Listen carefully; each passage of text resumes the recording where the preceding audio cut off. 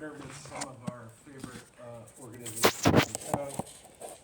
We had a terrific event last night with a debut novelist, and we're calling this our doubleheader tonight.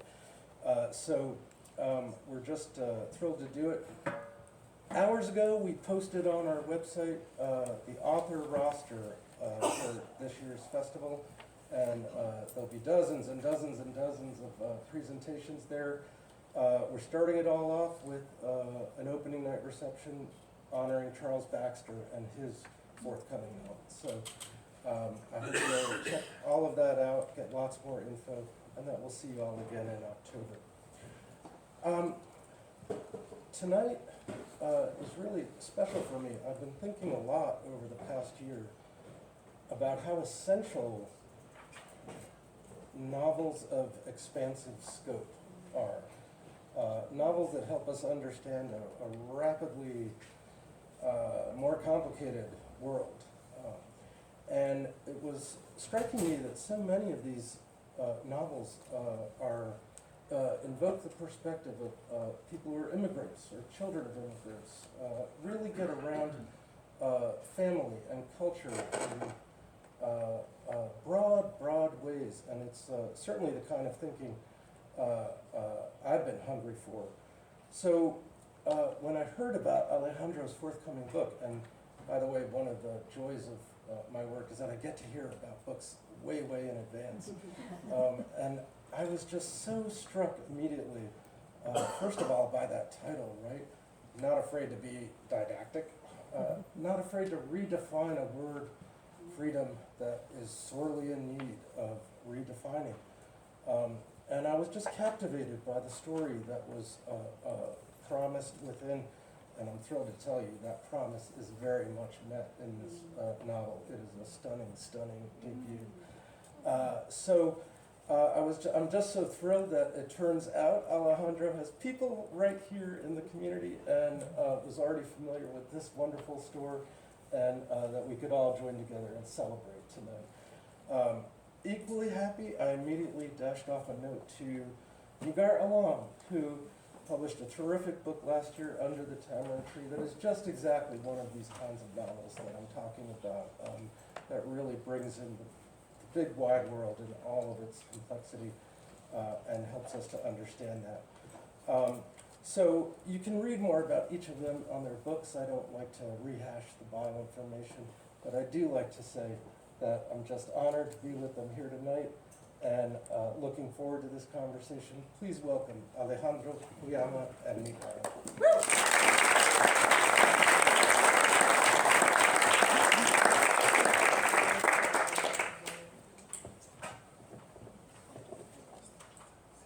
Hello. Okay.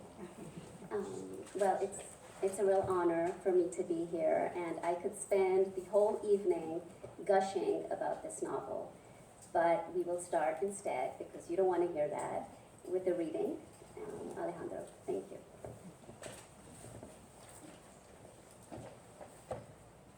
Thank you, everyone, for being here. I'm so excited. Such a beautiful full house in this bookstore that I come to every time we come to Minneapolis to see Karen and Steve. We just love it here, and I'm honored to be here. I'm going to read a little bit from kind of halfway through the novel. All you need to know about this is there's three characters in this scene. Emiliana, who's in her 70s, she's pretty sick with cancer. Her daughter, Maria, and her grandson, Eloy. It's 1998. Hugo Chavez has just run a historic presidential campaign, and they're going out to vote as a family. And they're arriving into the polling location near to where they live. And so they move together in a chain. Eloy pulling his grandmother pulling her daughter. Emiliana was no longer disappointed that Maria wasn't more like her, but she was afraid that Maria wouldn't be strong enough to do things on her own after she died. The seniors' line was long and hardly unusual, was moving more slowly, but eventually they made it through. Emiliana handed the man at the table her cédula de identidad and signed the election book. Your right thumb right here, the man said, and presented her with the ink sponge. Emiliana pressed down that satisfying wetness and made her mark next to her name. The man gave her a ballot. Where does mine go? Eloy asked. The poll worker winked at Emiliana. We have a special book for first-time voters, he said, and pulled a small notebook from a pack by his side. He opened it to a blank page. Write your name right here. Eloy wrote it carefully, tongue sticking out the side of his mouth. And now your thumb, please, sir, the man said. Eloy was ecstatic as he left his tiny imprint in the man's notebook. I voted, he yelled. No, honey, Emiliana said, not yet. We're going to do that next. Eloy looked at his mom, confused. Go, Eloy, go with your abuela, go vote. Maria shoved him gently and started filling out her form. Emiliana and Eloy walked hand in hand to the booth. She showed Eloy the ballot, which depicted all the political parties, 36 in total, and the faces of the candidates the party supported. Why are there so many Chavez? Eloy said. Which one do we vote for? Emiliana explained that each square represented a political party, and each party supported one candidate for president. So they were voting not just for president, but also for a political party. Mark right here, on this one, she said, pointing to the MVR party square. Fill the circle nice and dark, okay? Eloy filled the bubble. Now we fold it like this, she said. You want to put it in the box? Yes. They exited the booth and walked to the ballot box. Emiliana picked Eloy up. She hadn't done it in months and was surprised, thankful, that she still could. Eloy slipped the folded ballot in the slot on his first try. When he looked at her, Emiliana thought she would be blinded. He lit up so bright. Now we dip our pinkies, she said. Eloy was confused again. Emiliana pointed to the poll workers, making sure everyone dipped their pinky fingers in ink. It's the last step, she said, so everyone knows you voted and you can't go vote again somewhere else. It keeps everything fair. Emiliana dipped her finger, and Eloy did the same. His fingernail turned a deep blue, almost black. You did it, Emiliana said and embraced him. His little legs hugged her torso, and he nuzzled his face in her neck. She inhaled, took him in, hugged him so tight. She hoped this wouldn't be the last time she could hold him like this, but she didn't know, so she let the moment last as long as her arms would allow.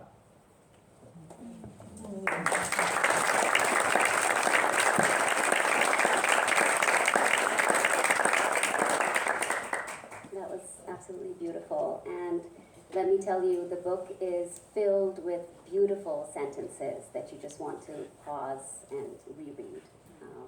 Thank you.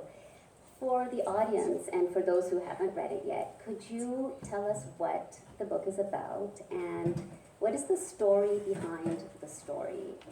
Meaning, what was the inspiration for this particular story? And you do not have a mic. Yeah.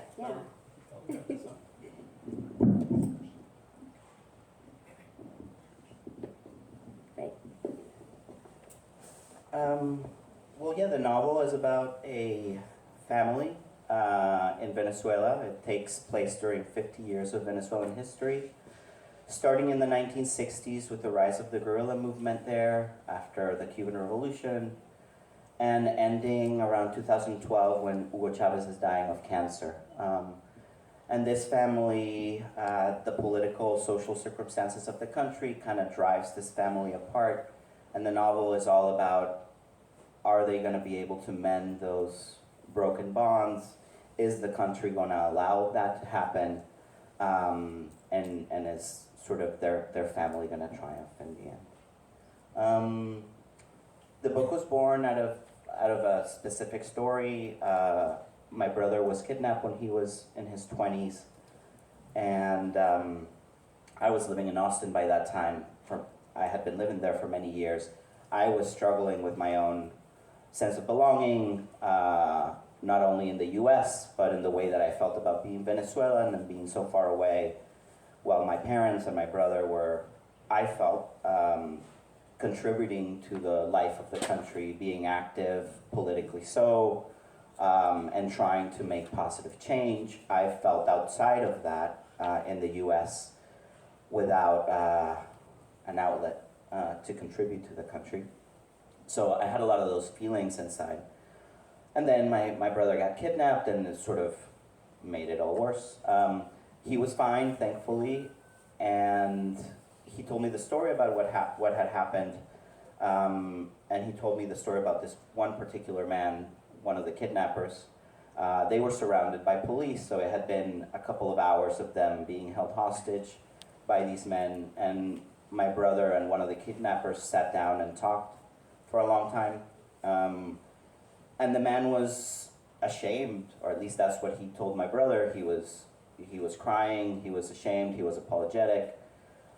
He explained that this was the first time that he had ever done this, that he was trying to help out a friend.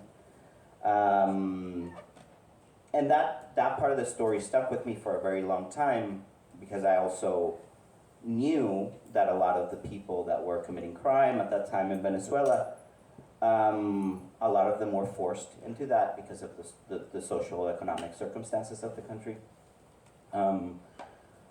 But anyway, that story stuck with me for a long time. I didn't immediately write about it, but when I started to process it, I wrote a scene from the point of view of the kidnapper, and that eventually became the first thing that I ever wrote on the book, and then the book exploded from there, expanded to many different places. I think once I started there, I wanted to explain the context of Venezuela and why the country sort of had come to that point, and that led me to other characters and other historical moments. Yeah, exploded is the absolute right word, because it is epic. It is, it spans 50 years. And you mentioned that you wanted to explain, how Venezuela is where it is. Do you focus on Venezuela in your other writing? You write essays and short fiction. Is this something that is important to you? Yeah, I feel like now I do, and I've done it for many years. I've been writing this book for 10 years, since I first wrote that scene. But before that, when I was learning to be a writer, I didn't. I wrote about other things. I have like really old stories that have nothing to do with Venezuela. I think that once I started to write about Venezuela, once I wrote this scene and I wrote a few other pieces that were about Venezuela, it's when I really started to find my voice as a writer.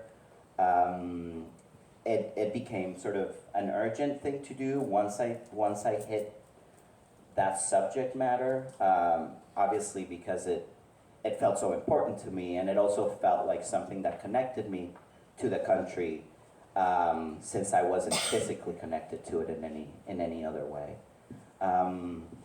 But certainly once I started to write about Venezuela and I wrote more short stories and more essays about it, it just became this thing that I was moved to do. And right now I don't think I would consider even writing something that's not somewhat related to Venezuela. Right.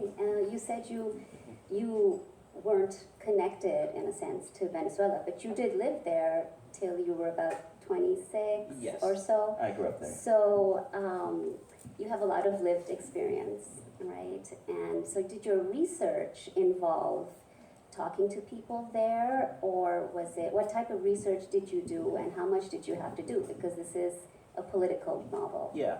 No, I had to do a lot of research. There was a lot of stuff that I remembered from when I was a kid. There was a lot of stuff that I lived through, like the 2002 section in the book takes place in a failed coup against Chavez. Chavez was briefly deposed in 2002 for about 3 days. And I lived in Caracas at that time. I was a young man, and I remember those days very well. And then from the 1960s and 70s, the guerrilla movement. Of course, I wasn't alive back then, but I heard so many stories from my father of that time. I dedicate the book to Teodoro Pekov, who was he was a political figure in the country. He lived this sort of mythical life, and my dad was really good friends with him throughout his life. And I grew up just hearing stories about Teodoro around the dinner table, and I knew Teodoro. He came to the house often and heard some of these stories straight from him. So I knew that when I knew that I was going to write about the 1960s in the book, Teodoro became sort of a very easy example to go to, somebody that I knew really well, that I knew his exploits. So I based my character of Stanislao a little bit on him. But I had to do a lot of research on everything because, of course, my knowledge of it was surface level, and I had to sort of dig deeper. So I read a lot of books. I found these series of interviews that a Venezuelan writer did on a bunch of the guerrilla leaders of that time, and that helped a lot. I watched a bunch of documentaries, and yeah, it was 10 years of finding books and digging deep. Yeah, and it's really interesting because you probably have so much information, but you had to pick and choose what to put in the book, because I personally learned a lot from this. I didn't know that much, I'm ashamed to say.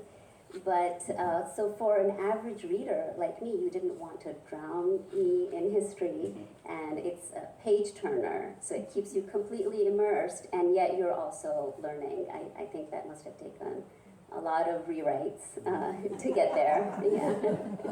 No, that's definitely, I mean, the editing part of the book certainly focused on that. There was a lot of a balancing act between history of Venezuela and the life of these characters, and how to make a book that was both pulling you along because you are knowing these characters deeply, but also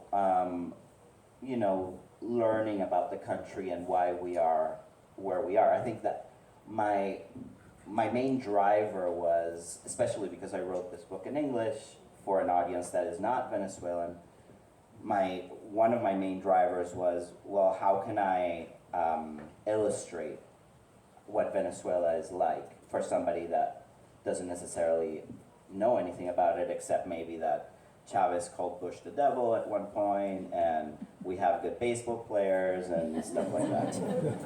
That's about it, yeah. You mentioned that you were there in 2002, you lived there, and your prologue is set in 2002.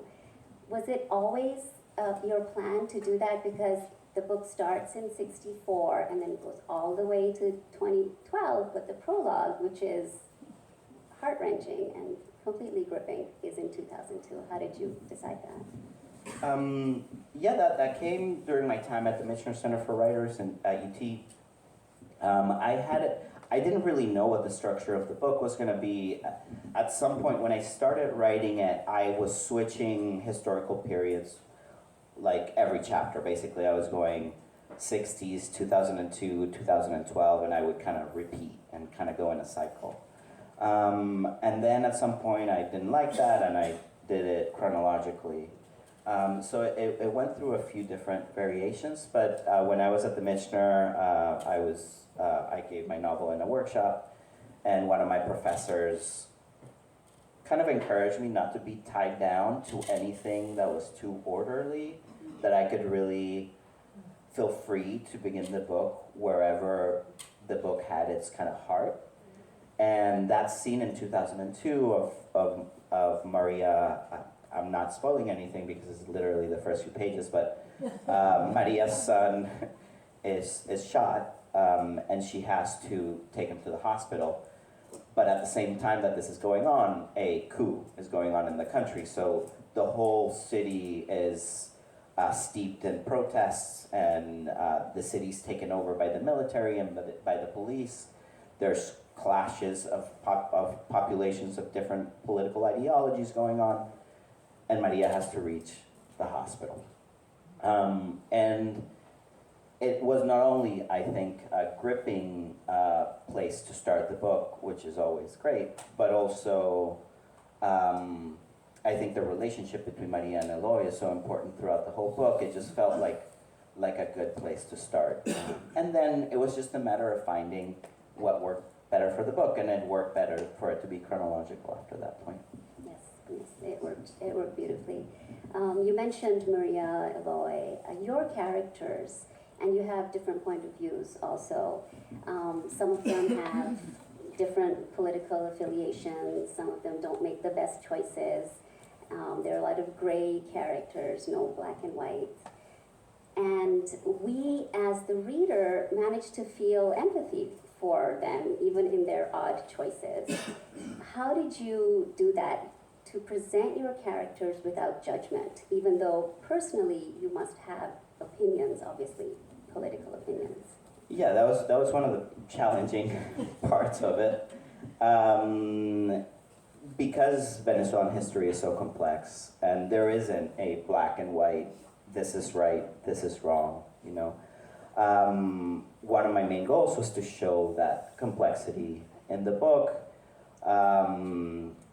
And I needed, even though my own political ideology is mine, and I know it, and it's firm, and it's strong in a way. I knew that in order to honor the characters and the side of Venezuela that I was trying to represent through them, that I had to try to get that right. I think it's obvious for most of us that everybody feels that they're doing the right thing in their life. You know, everybody is fighting for what they believe in, and there might be things in the background, but most of us, are just trying to do what's right, and I feel like that was the entry point to every one of my characters was, okay, if I'm them, how do I inhabit them properly? And that is by respecting what they believe in and respecting who they are. Yes, it paints a very authentic picture, because that is what the real world is.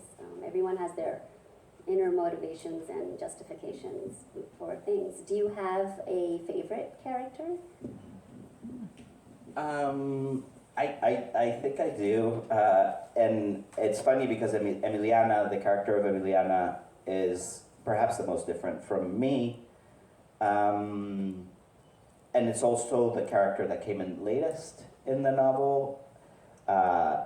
The first few drafts of the book, I only had Stanislao, Maria, and Eloy as point of view characters.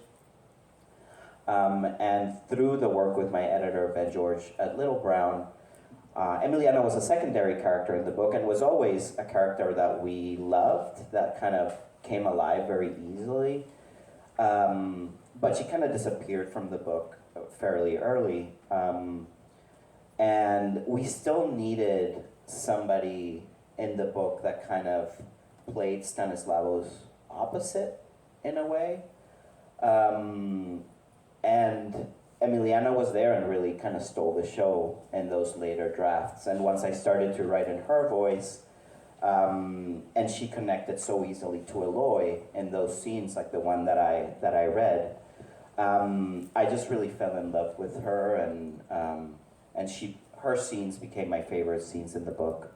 And I'm so glad that the book went through that kind of more in-depth edit. Yeah, I can't imagine that she wasn't there initially, because it completely changes the story. And yes, she's like Stanislavo, but also different, so you can do that continuous comparison and contrast. Yeah. Can I ask you a personal question? Can he say no?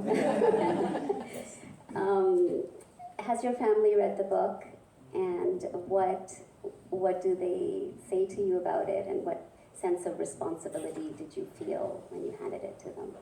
Yeah, my family has read the book. I had two main concerns when my family read the book. One was my brother, who, of course, I told him I was writing the book, and I was using part of his story to write it. But I've always felt a little strange about kind of taking that part of his story, but he's always been extremely generous about it. But I certainly wanted him to love the book, him to feel like that part of the book was was faithful to at least the overall feeling of what that was, because of course things change, it's fiction, but I wanted the spirit of it to be true. That was the first thing, and I was so glad that he reacted positively to it and loved it. The second is more, it goes further than my family and more towards the kind of the Venezuelan community, and wanting them to feel represented in the book, and felt like I did Venezuelan history, like I was faithful to that, that I was able to capture some truth about the country in general. That's been really important. My dad is a history buff and kind of lived through a lot of this, and so it was really important for him. And my mom sort of felt like I had gotten it right, and maybe they have to say it, but they liked it. No, but I was in Miami launching the book there in the last couple of weeks, and the community that came out there to talk about the book was mostly Venezuelans, and I was really happy to sort of feel that they were very receptive to it, and they had enjoyed it. So that made me really happy. Yeah, I think that is sometimes the scariest thing, is to write thinking that you represent a whole people. And then if you get it right, it's quite a relief, yes. I was lucky enough to read an advanced reader copy, an early copy of this gorgeous book. But the one thing I didn't get to read was the acknowledgments, because they weren't printed. So I always first read acknowledgments when I read a book, because I think it gives me an insight into the person who wrote it. And these books do not exist without the help of a lot of people. So I don't expect you to read your entire acknowledgments, but is there anyone in particular you would want to acknowledge and thank? Yeah, well, I think here there are 3 particular kind of sets of people that I would love to acknowledge. My friend Bonnie, who's right here.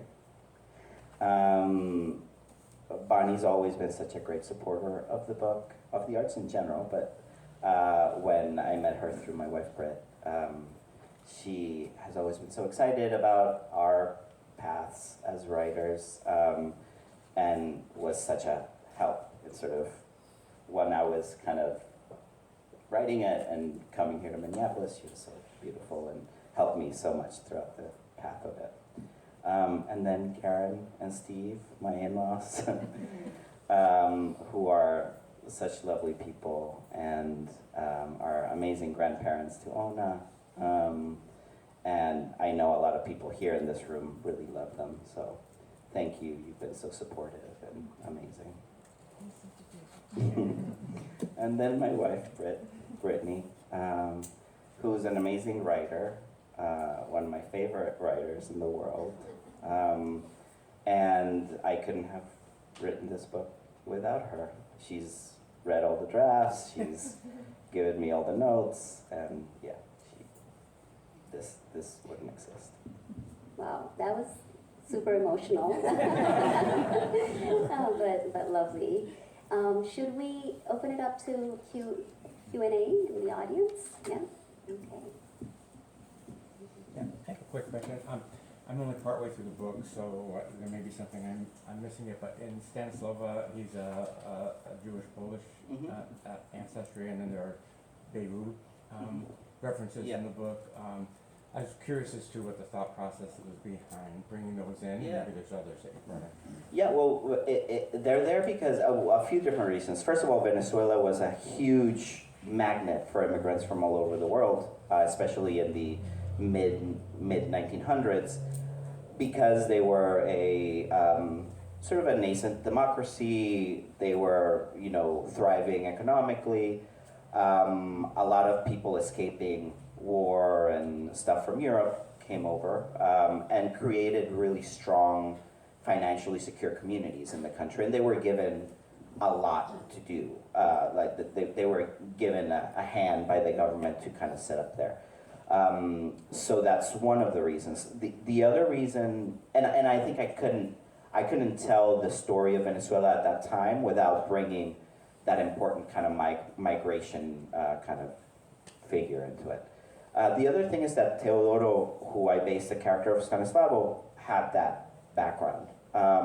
And I thought it was really important to respect that part of him, because I do think it was really interesting for the son of migrants to become so enamored with the country, to be so invested in its future. And I think that happens so much with the sons and daughters of immigrants all over the place, the US included. And it's something that we need to remember. Did you have a mentor or an inspirational figure in your life that sort of led you to become a writer, or someone's work that you perhaps read that suddenly lighted a spark in you that made you realize you wanted to be a writer? Yeah, that's such a good question. I think when I was in college, I read a few people that really kind of lit a spark. Julio Cortázar, the Argentinian writer, was one of them.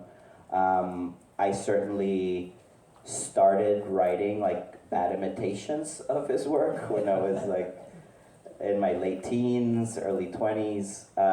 And it's what led me into writing. Like I started experimenting with writing because of people like him, or Gabriel Garcia Marquez, or some of the other writers from the Latin American boom were really big for me at that time. Later on, when I actually, because I didn't really become a writer at that point, it was many years later, I think a couple of books were really huge for me. One was The Brief and Wondrous Life of Oscar Wilde by Junot Diaz, because I'd never read a story about, from a Hispanic writer, a modern novel that kind of entered into Latin American history in that way, and from the perspective of a Dominican American writer. So there was a lot of really interesting thoughts that, to me at that time, felt completely new. I mean, of course, now I know that there's other writers that had done it before him, or, but at that time it was just so new for me. The other person is Isabel Allende and her debut novel, The House of Spirits. And that was not only because the book was so beautiful and it told the story of her country, Chile, in such a beautiful way, but also because she wrote that book from exile. She wrote it after she had been forced to leave Chile. She was actually living in Venezuela when she wrote that book. So it felt like we had a kinship in that way, where I was writing a book about the history of my country, and I'm not in exile politically or anything, I can go back, but it felt like I was, at least in my own way, writing to reconnect with Venezuela, and I imagined that Isabel Allende was doing kind of the same thing. So there was a kinship there as well. It is hard to be immigrant because you have to span two cultures, and it's like sitting on a fence. It never comfortable. Did writing this book help you in this process of living in two different places? Yes, 100%. I think, first of all, I think I started the writing of the book because of the feeling that you're explaining. Because I felt removed, writing felt like an exercise to come closer to the Venezuelan identity that I thought at that time I had left behind. And I wasn't quite sure if, I mean, I knew I was Venezuelan, right? I know it still. But I didn't know if I could quite claim it as I had before, because all my friends, all my family had been there, had been fighting for different causes that I hadn't been. And writing was a way for me to process that. What I didn't know was going to happen was that in the process of writing this book, and certainly now, I don't doubt my Venezuelan identity at all. This book let me understand that the circumstances of me not being there aren't necessarily my fault. And I found a beautiful life here that I love, and that I wouldn't trade for anything. However, I can now also feel 100% Venezuelan, and I don't have to give that identity up just because I'm here. You ever write in Spanish to get to something that you feel like you can't get to in English? That's a great question too. I don't write in Spanish almost at all now. I feel, and that is because I really learned to become a writer in the English language. When I wrote in Spanish in college, I wasn't very good. I was just doing it because it was fun. And once I started to become more serious, I had already been living here for a long time, and I had been steeped in like the American literary tradition for a long time. However, when I write in English about Venezuela, Spanish comes freely into the narrative. And in this book, there's a lot of Spanish. And there are certain things that are hard to translate or are untranslatable. And those things in the book remain in the Spanish language. So I think when I'm writing in English, Spanish makes its way in, and I also sometimes think in Spanish while I'm writing in English, and that's its own complicated thing. Especially when I'm remembering sort of like the 2002 portions of this book. One of the challenges was that like my memories were in Spanish, so how do you kind of translate that when you're writing? But I guess the answer is it's complicated. I do feel like Spanish is there, but it's one of the undercurrents of the writing. So you mentioned that it took you 10 years to write it, and did you find that it finally kicked in at a certain point because of some way that you changed it up, and all of a sudden now it makes sense, and then you could finish it or was it kind of even throughout the 10 years? It wasn't even at all. It started really slow and then started to build. I was part of a writing workshop in Austin that kind of kept me accountable. It kept me producing some pages. But I was working in I had a full-time job, but like it wasn't, I wasn't like one of those writers that every night, no matter what, was on the computer typing. It was more kind of a product of inspiration.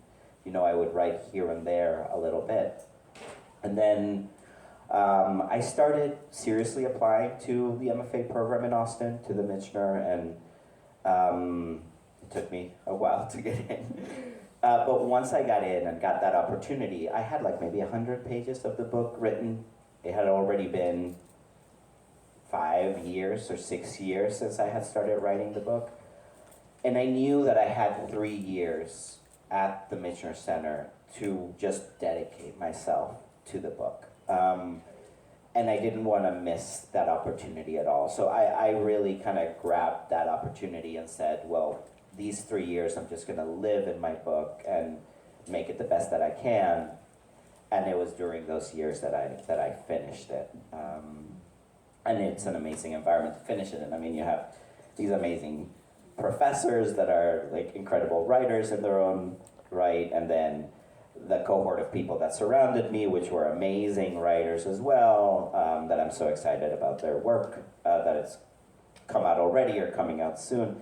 So it just was a fertile environment to just finish it, and I did that then. Can you talk about the editorial process a bit and when you got involved with the editor, and it sounded like certain characters appeared on that? Yeah, it was amazing. First of all, Ben George, my editor, who was a Little Brown, is not a Little Brown anymore, but he was just an amazing editor. Like when you dream about an editor-writer relationship, that's what it was to me. I wasn't expecting it because he was so invested in the book. First of all, he loved the book so much.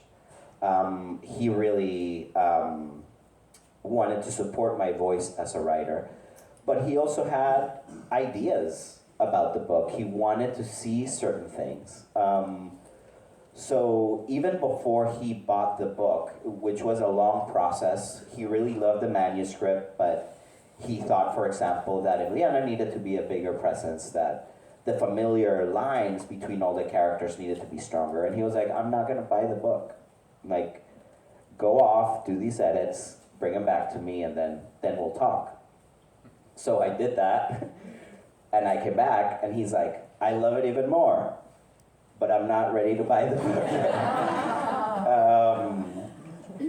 You're in the right path, this is amazing, and this is him without, I mean, obviously I'm concerned, right, because I'm doing all this work for maybe no payoff, but on his side, he's reading this book over and over again, giving me pages of notes on it, and he's also doesn't have the book, so he might be doing all this work for nothing. So I felt like, even though it was shaky ground, he was there with me. So I did another draft for him, and eventually he said, "This is lovely. I'm gonna pitch it to the publisher, and we're gonna make it happen." And then once we were there, he was just such a lovely person to exchange ideas with. And it was a great relationship, and I'm so glad that we did it together. And the book really changed. The book was maybe 110,000 words when I first started working with him. Then one of the main things he said that kind of changed the book was, don't be afraid to explode the book, and we'll build it back together. And the book ended up being around 140,000, I think. So we added a lot. We took out, but then we added. It was kind of a back and forth process, but it was amazing. I had so much fun doing it.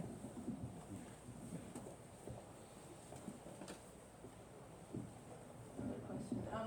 Would you like to have your book translated into Spanish, and would you do it? I would love that. We're hoping that's going to happen soon. Maybe we're pitching it to different publishers in different parts of the world, in Spain mostly, because they're the ones that mostly take on the sort of the labor of translating books into Spanish. I don't think I could handle the translation on my own, to be honest. It feels like the job of being a translator, it's its own unique thing. I don't think I'd be prepared for it. But I think that I would be very involved with it. I mean, ideally it would be a Venezuelan translator, and then I think I'd be very involved in the process. One last question? Would you narrate the audio version? They don't let authors do that unless they're very, very important. I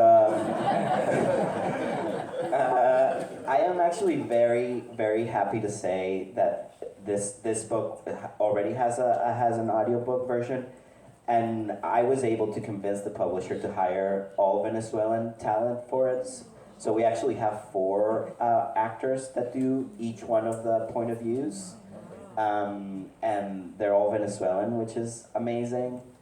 We also, like, the person that designed the cover is Venezuelan as well, a dear friend of mine in Brits. Some of the editors that work on it, not the main editor, but some of the people that went through the book are Venezuelan.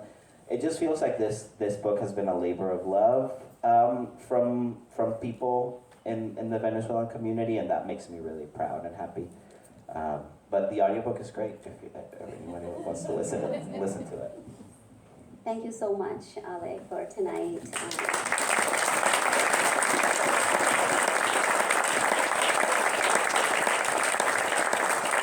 So I'm sure you're going to have a long line for everyone to get their book signed, and congratulations once again. Thank you.